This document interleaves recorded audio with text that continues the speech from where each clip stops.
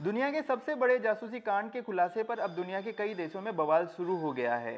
सोमवार को spyware Pegasus के संभावित निशाने के रूप में कांग्रेस अध्यक्ष राहुल गांधी, पूर्व चुनाव आयुक्त अशोक लवासा, केंद्रीय मंत्रियों अश्विनी वैष्णव व प्रहलाद पटेल का नाम सामने आने के बाद मंगलवार को संसद में बवाल मचा रहा।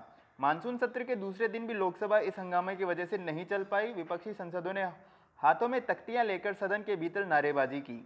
कांग्रेस समेत कई दलों ने इस मुद्दे पर संयुक्त संसदीय समिति जेसीपी के गठन की मांग उठाई है। राज्यसभा में भी इस मुद्दे पर जमकर हंगामा हुआ।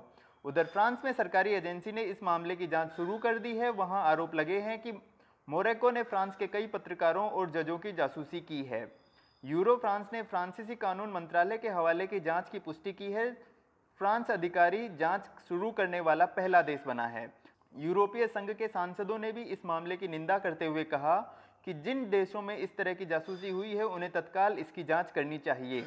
इस बीच देश में पेगासस प्रोजेक्ट ने कुछ और नामों का खुलासा किया है जो जासूसी के निशाने पर थे। इनमें एक्टिविस्ट अशोक भारती, बेला भाटिया, अंजनी कुमार, आलोक शुक्ला, दिल्ली विश्वविद्यालय के प्रोफेसर सरोज गिरी और जेएनयू के पूर्व छात्र अनिबर भट्टाचार्य और उमर खालिद शामिल हैं।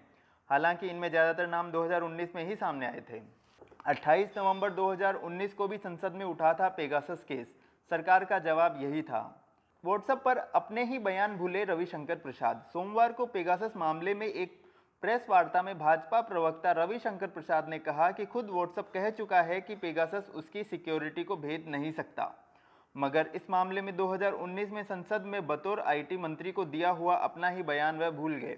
उन्होंने संसद में कहा था कि व्हाट्सएप ने मई में सरकार को बताया था कि पेगासस में उसके सर्वरों में सेंध लगाई है, मगर उसने यह समस्या दूर कर ली है। हालांकि फिर सितंबर में व्हाट्सएप ने यह सरकार को सूचित किया था कि पेगासस ने कितनी सेंध लगाई।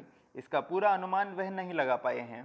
पेगासस मामले में यूएन ने कहा सभी देश निगरानी बंद करें। संयुक्त राष्ट्र में मानवाधिकार उच्चायुक्त मिशेल बेचलेट ने मंगलवार को कहा कि सभी देशों को अपनी निगरानी उपकरणों का इस्तेमाल तुरंत बंद कर देना चाहिए। यह खतरनाक है। सभी देश इस मामले को वैसे ही देखें जैसे परमाणु हथियारों के इस्तेमाल को देखते हैं। एनएसओ ने कहा हम दुरुपयोग की जांच करेंगे। पेगासस बनाने वाली इजराइल कंपनी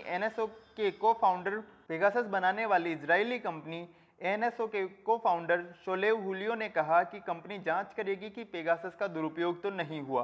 कंपनी का कहना है कि संभावित टारगेट नंबरों की जिस सूची का जिक्र हो रहा है वह कंपनी की नहीं है।